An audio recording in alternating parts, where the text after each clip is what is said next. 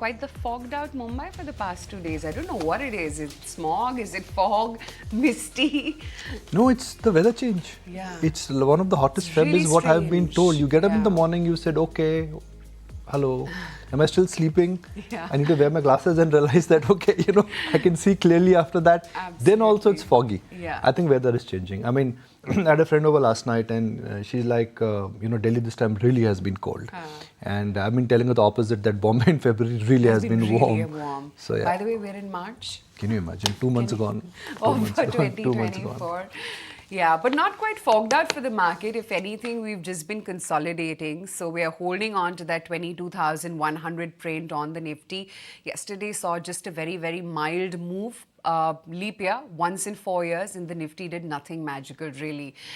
But let's just talk about how we actually, panned out for this series. And it's not been bad at all. It's been a series of historic highs. You got done away with a lot of events like the interim budget, etc. We've managed to gain of about almost 3% in the series gone by. Nifty Bank, as bifurcated as it would be, but PSB is really shown bright, and we had a near about 3% move for the Nifty Bank as well. And yeah, the mid-cap, small-cap party continued. In totality, 3% is not a bad, not a bad number actually. And just when you had lack of triggers, nothing came from the global market, you saw a reversal in some of the mid-cap stocks, you had that SEBI alert, 2 days ago. You've done 3% on the Nifty, which frankly is actually not bad. Now you made new highs in the month of Feb, but those new highs are not something which in a sense will really inject a lot of excitement and energy, because the new highs are not backed by any follow-up. So for me, the hallmark for the month of Feb or the Feb series was markets made successive new highs, but the inertia in the market I think is missing. Small and mid-cap stocks, especially in PSU, I think the reversal is clearly visible, and the real momentum which we saw, which was a one-sided momentum in the month of December, January, I think in the mid and the small cap space, I think is getting over. Now, what's the March seasonality? Let's look at it.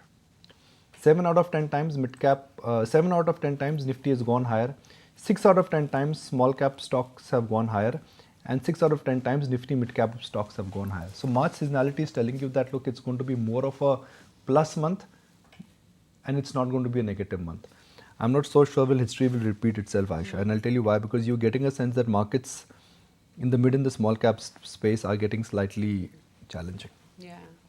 And, talking about seasonality, leap year seasonality doesn't indicate to everything going upwards, because, clocking from way back in 1996 all the way to 2016, which was the last leap year, while the Nifty Bank has done a lot better, the Nifty track record has not been all that great. Even 2012, which has that minute bit of green tick, it's just been rather flattish. So, in fact, in 2000, we fell about 4%. 2008, we had that 1.25% decline. 2012, just a minute move, and 2016, which was the last leap year, we had about a 0.6% move coming in. Even if you were to look at the March moves, while yes, the track record on a net basis has been positive, but just mind you, in 2020, we did not have the best of markets. So let's see which way the market heads. But yeah, we've got a major surprise when it comes to the GDP print. Yes, backdated figure, but I think that will keep the markets happy. So, Aisha, optically the GDP actually is more like a base effect and more like a mathematical calculation. But the internals don't look bad at all. The promises I think is in the right side, which is that consumption is showing slow but visible signs of pickup. Net exports, which were declining, that is also stabilizing. And the indirect tax collections, I think, both direct and indirect tax collections, I think, are looking robust. What is important here is that now that clearly means that if the tax collection curve is strong and if GDP is strong, then we are in for an upgrade in the second half, and this momentum is likely to continue. So 6.5 now actually becomes a base number, and I think that is something which markets will easily talk about, and by the time you'll end the year, the number could be north of 7%. So frankly, from a market standpoint, what it means that the economic momentum is real, it is getting backed by the number.